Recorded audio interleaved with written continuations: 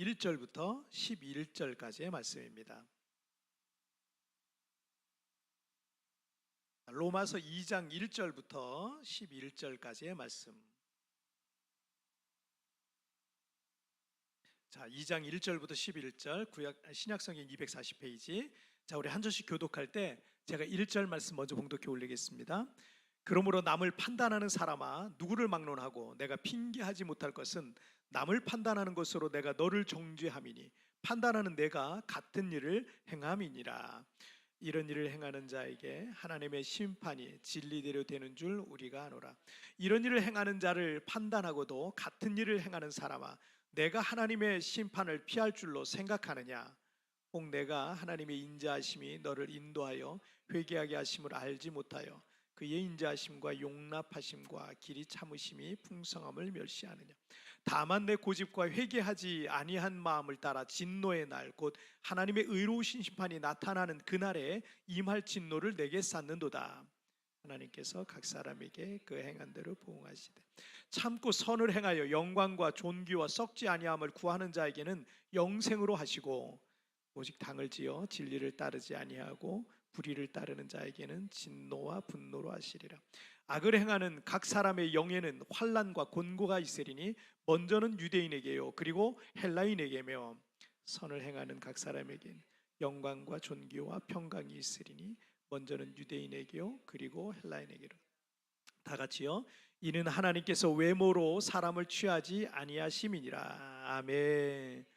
자, 오늘 말씀 제목 함께 읽겠습니다. 시작. 교회 다니면 천국 가나. 다시 한번 시작. 교회 다니면 천국 가나. 최근 전 세계적으로 화제가 된 드라마 더 글로리라는 게 있는데요. 여기 이 드라마는 학교 폭력과 또 복수에 관한 그런 내용을 다루고 있습니다. 그런데 이 드라마 속에서 대형교회 그 목사님 딸이 당시 그 학폭 그 가해자 중에 한 사람으로 등장을 해요.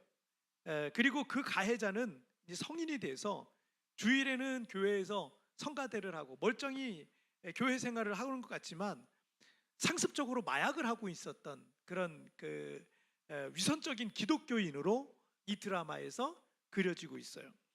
과거 이 학폭 피해자인 주인공 문동은은 이 가해자인 이사라의 그런 약점을 이용해서 큰 돈을 요구해서, 이제 그것도 이제 복수해야 하는 일환이죠. 큰 돈을 요구해서 받아내는데, 그때 가해자인 이사라가 문동은에게 이제 돈을 건네주면서 이런 얘기를 하는 게 제가 딱 보여지더라고요. 어떤 내용이었냐면, 그 문동은 너 이제 뭐 천국 못 가. 난 갈 수 있거든. 난 너한테 한 짓 다 회개하고 구원받았어 라고 얘기합니다. 그때 이 문동은이 이렇게 대답을 해요. 그래, 죽음은 꼭 천국 가.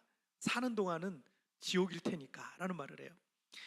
아마도 이 부분에서 많은 시청자들은 이 어떤 통쾌함을 좀 느꼈을지 모르겠어요. 하지만 우리 같은 기독교인들도 문동은의 이 말에는 동의하고 또 통쾌함을 느끼지만 마음 한쪽 구석에서는 이 그리스도인의 한 사람으로서 이 말을 듣는데 어쩔 수 없는 불편함을 우리가 느끼는 거예요. 이 말을 듣는데 여기서 불신자들의 눈에 비춰진 기독교 신앙이 뭔가? 불신자들은 이렇게 보는 거예요. 교회 다니면 무조건 천국 갈 수 있다. 삶의 변화는 전혀 없는데 기독교인들은 회개 기도만 하면 구원받고 천국 간다 한다. 사실 이걸 비꼬고 있는 거거든요. 여러분, 마태복음 7장 21절 말씀 함께 읽겠습니다. 시작.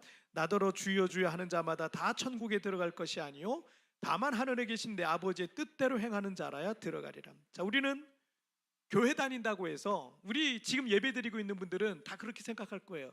교회 다닌다고 해서 천국 간다라고 생각하는 사람은 없을 거예요. 단지 교회 출석만으로 우리가 면죄부를 얻거나 또 천국 입자권을 받았다고 생각하는 것, 그건 오해입니다. 그건 착각이에요. 하나님께서 우리에게 요구하시는 것은 단지 교회 출석이 아니라 어떤 믿음을 갖고 살아가느냐, 어떤 그리스도인으로서 삶을 살아가느냐, 이게 더 중요한 거죠. 자, 우리 첫 번째 주제부터 한번 보실까요? 함께 읽겠습니다. 시작. 당신은 어디에 있는가? 다시 한번 시작. 당신은 어디에 있는가?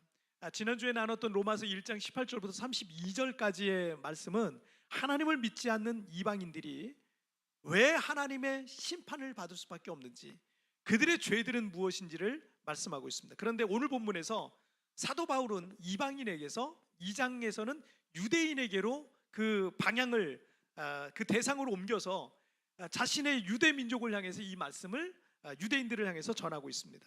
자, 로마서 2장 1절 말씀을 한번 함께 읽겠습니다. 시작. 그러므로 남을 판단하는 사람아, 누구를 막론하고 내가 핑계하지 못할 것은 남을 판단하는 것으로 내가 너를 정죄함이니 판단하는 내가 같은 일을 행함이니라. 자, 바울 사도가 여기서 남을 판단하는 사람아라고 부르고 있는데, 이들은 누구겠어요? 하나님의 율법을, 하나님의 말씀인 율법을 받은 유대인들을 가리켜요. 그런데 사도 바울은 유대인들을 지칭하는 수식어로 남을 판단하는 사람이라는 수식어를 붙인 거예요.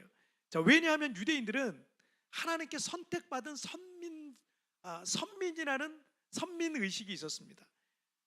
그런 선민 사상을 갖고 있었기 때문에 종교적 우월 의식을 갖고 있었던 겁니다. 물론 그들은 하나님께로부터 하나님께로부터 언약을 받은 그 아브라함의 직계 후손들이 유대인들이 맞긴 하죠. 그래서 여러분, 에베소서 2장 12절에 보면은 그때 너희는 그리스도 밖에 있었고 이스라엘 나라 밖의 사람이라 약속의 언약들에 대해서는 외인이요 세상에서 소망도 없고 하나님도 없는 자이더니라고 돼 있어요. 바울 사도 역시 유대인이었습니다.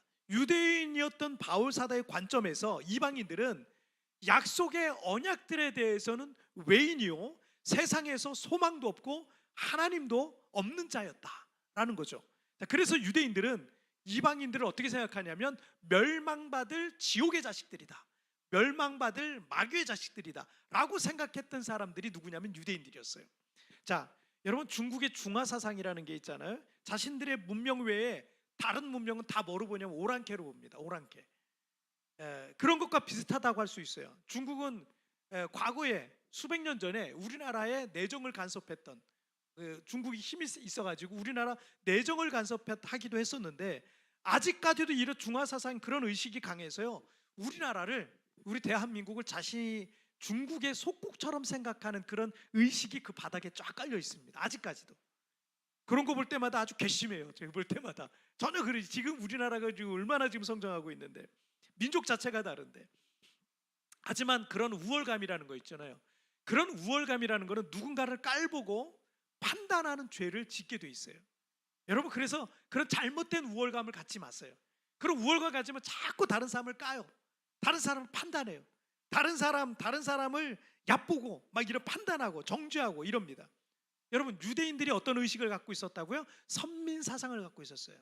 선민 사상을 갖고 있다 보니까 이렇게 이방인들을 향해 정죄하고 판단하는 죄를 짓고 있었던 거죠. 1절 중반절에 보면은 남을 판단하는 것으로 내가 너를 정죄함이니 라고 되어 있습니다. 종종 우리나라 정치인들이 자신은 가장 정의롭고 공정한 사람처럼 누군가를 비판하고 정죄하는 말을 하기도 하잖아요. 그런데 수년이 흘러서 새로운 정권이 들어서요, 이게 그냥 늘 반복되는 것 같아. 새로운 정권이 들어서서 서게 되고 야당이 여당이 되고 여당이 야당이 되면 비슷한 상황이 또 오잖아요. 비슷한 상황이 오면은 말을 바꾸는 거야. 정치인들이 말을 바꿔요. 그러면 상대 진영에서 그 사람이 과거에 올린 SNS에 올렸든지 무슨 말을 했든지 이 게시글을 다 뒤져가지고 당신이 과거에 이런 말을 했는데 왜 지금은 다른 말을 합니까? 라고 막 또 공격을 하는 그런 모습들을 볼 수가 있어요. 그러니까 자기가 웅덩이를 파놔요. 당신 잘못했어, 여기 빠져야 돼, 이렇게 얘기했단 말이에요, 과거에. 그런데 이 웅덩이 파놓은 거에 어느 날 보니까 입장이 바뀌니까 내가 거기 빠지게 되는 상황이 된 거죠. 그러니까 남을 판단하는 것으로 네가 너 스스로를 정죄한다, 이런 말이에요. 자, 3절 말씀을 한번 보실까요? 3절 읽겠습니다. 시작. 이런 일을 행하는 자를 판단하고도 같은 일을 행하는 사람아, 내가 하나님의 심판을 피할 줄로 생각하느냐. 자, 로마서 1장 18절부터 32절까지는 하나님을 모르는 이방인들의 모든 죄악들이 나와 있죠. 자, 유대인들은 그런 이방인들을 비판하고 정죄하고 판단했는데 그들 역시 그런 죄악들 가운데 있다면 하나님의 심판을 피할 수 없다라는 겁니다. 우리가 누군가를 비판할 때 여러분 나를 먼저 돌아봐야 돼요. 여러분 그래서 우리가 비판의 입이 말이 나오기 전에 나를 먼저 돌아봐야 돼요. 사실 우리는 누군가를 비판하는 거 쉽거든요. 쉽게 누군가를 비판하는데 정작 자신에 대해서는 못 봐요.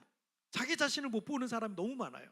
우리 자신이 그래요. 그래서 주님께서 마태복음 7장 3절에서 어찌하여 형제의 눈 속에 있는 티는 보고 내 눈 속에 있는 들보는 깨닫지 못하느냐라고 말씀하셨잖아요. 우리 교회는 없겠지만 교회에서도 비판적이고 부정적인 말을 많이 하는 사람을 보면 정작 그 사람 안에는요 고쳐야 될 게 더 많은 거예요. 그런 말을 많이 하는 사람일수록 여러분 자세히 관찰해 보세요. 그 사람에게 고쳐야 될 게 더 많아요. 그런데 그 사람 자신만 못 봐요. 정작 자기 자신만 자기 자신에 대해서 못 보고 있고 모르고 있는 거예요. 그러니까 계속 남에 대해서만 막 부정적인 얘기를 하고 정죄하고 판단하고 이러고 있는 거예요.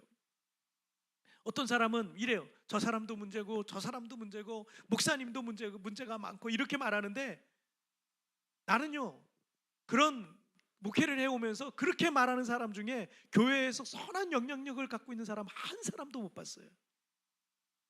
오히려 그런 사람 때문에 공동체가 분열되기도 하고요. 그 한 사람 때문에 교회에 큰 시험이 오고 문제가 오고 교회가 그냥 파탄 지경까지 가는 그런 모습들을 종종 봤습니다. 여러분들이 사람의 인정을 받으려고 애쓸 필요는 없지만 여러분 이거 한번 생각해 보세요. 우리가 좋은 믿음의 사람이라는 증거는요 나로 인하여서 내 주변에 나로 인해서 선한 도전을 받는 사람들이 많아지는 거예요. 나 때문에 위로를 받고 힘을 얻고 믿음이 자라가고 교회를 더 사랑하게 되고 예수님을 더 닮아가게 되는 사람들이 주변에 자꾸 내 주변에 그런 사람들이 생겨진다. 그러면 우리 잘 살고 있는 거예요. 믿음 생활 제대로 잘 하고 있는 거예요. 그런데 내 주변에 좋은 사람 다 떨어져 나가는 거예요. 비판적이고 부정적이고 불평과 원망이 가득한 사람들만 내 주변에 계속 있다면 나를 한번 돌아봐야 돼. 내가 지금 어떻게 살고 있는가 생각해 봐야 돼요. 가정 안에서도 누군가 불평과 원망과 비판과 정죄가 가득한 한 사람이 있잖아요. 그러면 그 가정은요 자꾸 그런 분위기가 돼버려요. 가족들이 자꾸 정죄해요. 서로 정죄해. 너 때문에 그래. 네가 잘못해서 그래. 너 때문에 그래. 네가 그렇게 하지 않았으면. 그런 그 한 사람 때문에 그 주변이 그 가정이 자꾸 그렇게 정죄하는 분위기로 변해버리는 거예요. 하지만 비판보다는 사랑과 온유함과 이해와 섬김이 가득한 사람이 한 사람 또 있잖아요. 그 사람 때문에 그 가정은 작은 천국이 될 수 있어요. 가족들도 점점 그렇게 변해갈 수가 있는 거예요. 여러분의 자녀들이 혹시 부정적이고 비관적이고 원망과 불평이 많고 불신앙적이라면 여러분 부모 되는 우리가 회개해야 되는 거예요. 왜냐하면 그건 90% 이상 부모의 잘못이에요. 교회에서 여러분 일주일에 한 번 교회 나오는 애가 일주일에 한 번 1시간 교육받아가지고 얼마나 변하겠어요?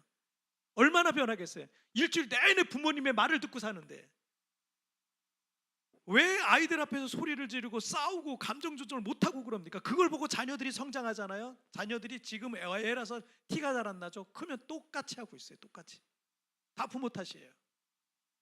회개해야 돼요.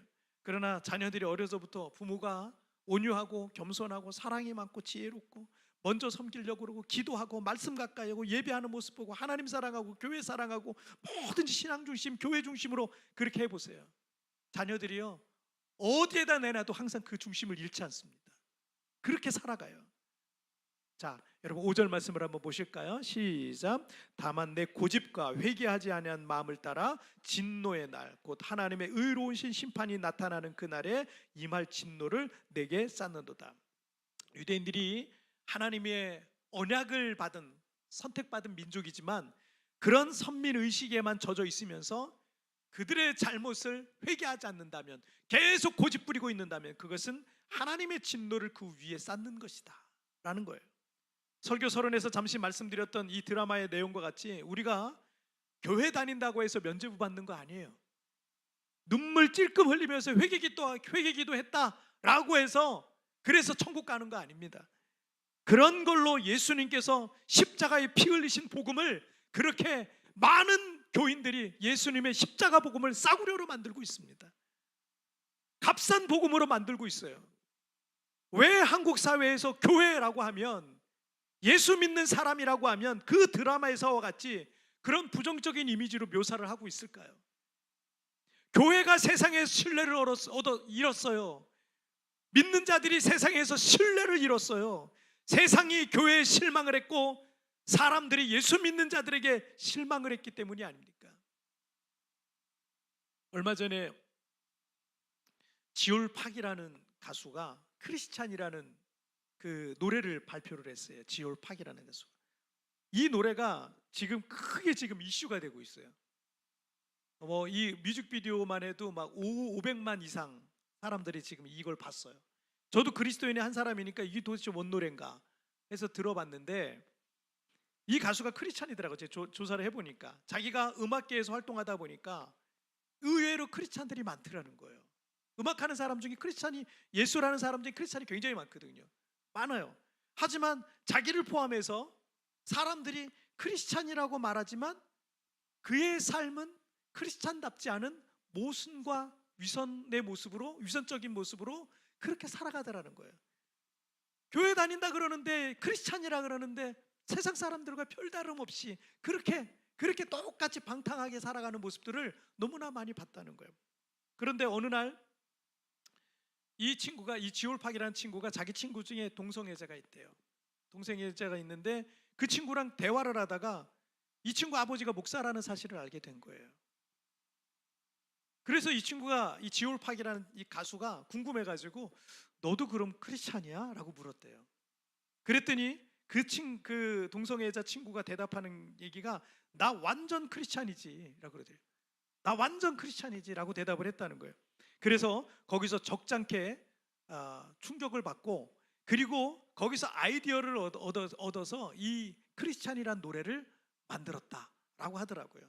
그런데 그 후렴구에 어떤 내용이 있냐면 처음부터 끝까지 다 영어로 돼 있는 가사예요. 한국인 가수인데 처음부터 끝까지 다 영어로만 불러요.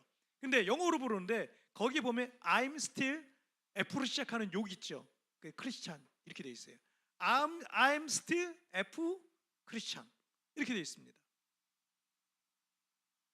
그러니까 뭐 한국말로 번역하자면 난 아직 젠장 크리스찬이야 이렇게 번역할 수 있겠죠. 뭐 이런 욕을 입에 담는 것조차 불편한 분들이 저를 포함해서 많겠지만 이 가수가 이 곡을 통해서 크리스찬들의 위선적인 이중성을 드러내고 죄 많은 자신 또한 하나님의 은혜가 필요하다는 것을 고백하는, 그 나중에 맨 끝에 보면은 주님 저를 보세요. 손톱에 때가 많이 꼈어요. 제 입이 더러워졌어요. 뭐 이런 내용, 불쌍히 여겨 달라고 은혜를 구하는 그런 것으로 이 가요가 끝나요. 이 노래가 끝나는데 기독교적인 노래인 것 같더라고요. 그리고 그 뮤직비디오를 보면은 그 기독교인들의 위선적인 모습, 겉은 그냥 종교적인데 속은 막 썩어 있는 그런 모습들을 잘 보여주고 있어요. 여러분, 우리는 하나님의 뜻과 불신앙의 세계 중에 어디쯤에 머물고 있습니까? 교회 다닌다고 천국 가는 거 아닙니다. 모든 위선을 여러분 벗어버리시길 바랍니다. 그래서 모든 위선을 벗어버리고 진실한 크리스찬으로 사시기를 주님의 이름으로 축복합니다. 자, 우리 두 번째 주제 보실게요. 함께 읽겠습니다. 시작. 무엇을 선택할 것인가? 다시 한번 시작. 무엇을 선택할 것인가? 자, 바울 사도는 1절부터 5절까지 해서 아무리 선택받은 백성인 유대인들이라 할지라도 위선적이고 모순적인 신앙은 하나님의 심판을 피할 수 없음을 말했습니다. 그리고 6절부터 11절을 통해서 진정한 믿음의 사람이라면 어떻게 살아야 되는지도 제시하고 있습니다. 자, 7절 말씀을 한번 보실까요? 시작. 참고 선을 행하여 영광과 존귀와 썩지 아니함을 구하는 자에게는 영생으로 하시고. 참고 선을 행하여 라고 말씀하시는데, 선을 행하는 사람은 잘 참는 사람입니다. 여러분, 이 연결돼 있어요. 항상 연결돼 있어요. 선을 행하는 사람은 잘 참아요. 잘 참는 사람은 선을 행하게 되어 있어요. 이거는 꼭 기억하세요. 누군가가 내게 화를 내요. 감정을 상하게 하는 말을 하거나 부정적이고 나쁜 말을 한다고 할지라도 그 순간을 내가 잘 참아내면요, 그럼 나는 그 순간을 지혜롭게 해결해 갈 수 있는 거예요. 하지만 그 반대의 경우는요, 어떤 그 미움과 분노와 다툼으로 이어질 수밖에 없다라는 거죠. 여러분, 갈라디아서 6장 9절에서 갈라디아서 6장 9절 우리 잘 아는 말씀이죠. 갈라디아서 6장 9절 함께 읽겠습니다. 시작. 우리가 선을 행하되 낙심하지 말지니 포기하지 아니하면 때가 이름에 거두리라. 자, 여기서도 선을 행하되 어떻게 하면 포기하지 아니하면 이런 표현이 나와요. 우리가 선을 행하는데 왜 중간에 힘든 일 없겠어요? 다 포기하고 싶고 내 마음대로 내 성질대로 내 욕심대로 하고 싶은 마음이 왜 안 올라오겠습니까? 하지만 믿음으로 인내하면서 묵묵히 순종하다 보면 하나님의 선하신 뜻을 이루어 갈 수 있는 거예요. 포기하지 않는 건 인내하는 거죠. 그래서 우리가 선을 행하는 데에는 언제나 인내라는 것이 동반되게 되어 있습니다. 우리가 어떤 경우에 짜증이 납니까? 내 뜻대로 안 될 때, 내 생각대로 안 될 때, 내 계획대로 안 될 때 짜증이 나는 거예요. 내 마음대로 해야 되는데 그대로 안 될 때 짜증이 나는 거예요. 그런데 이 짜증과 신경질은 항상 죄와 연결이 돼요. 또 그리고 여러분 안에 짜증과 신경질이 많다, 여러분 늘 죄를 짓는다고 생각하면 돼요. 죄와 꼭 연결돼요. 여러분의 짜증과 신경질로 인해서 가까이에 있는 누군가의 마음에 상처를 주게 될 수 있어요. 여러분이 열받은 그 표정 때문에, 짜증난 그 표정 때문에 누군가는 시험에 또 빠지는 거예요. 짜증과 신경질은 하나님의 뜻과 계획보다 내 뜻을 앞세우니까 짜증이 나는 거예요. 여러분, 지금의 내 생각보다 더 좋은 하나님의 시간표를 믿으십시오. 내 뜻대로 안 됐어요? 하나님의 시간표를 믿으세요. 짜증내지 말고 신경질 부리지 말고 하나님의 시간표를 믿으면 돼요. 내 계획대로 안 됐어요? 내 욕심대로 안 됐어요? 여러분, 하나님의 계획대로 간다고 생각하세요. 짜증날 것도 없어요. 자, 다시 로마서 2장 7절로 돌아와서 그렇게 인내하며 선을 행하면서 영광과 존귀와 썩지 아니함을 구하는 자에게 영생으로 하시고 라고 되어 있어요. 이것은 이 땅의 것이 아니라 썩지 아니한 하늘의 가치를 구하는 자를 말합니다. 그들에게 뭘 주신다? 영생을 주신다. 오늘 말씀의 제목이 교회 다니면 천국 가나라고 하지 않았습니까? 그런데 그냥 교회만 왔다 갔다 하면서 이 세상에 썩어질 것들만 사랑하고 세상의 즐거움만 쫓고 하나님보다 돈을 더 사랑하고 예수 믿지 않는 사람들하고 별로 구분이 가지 않게 그렇게 살아가는데, 그렇게 교회 다니면서 천국을 갈 것이다? 꿈도 꾸지 마세요. 그런 일 없습니다.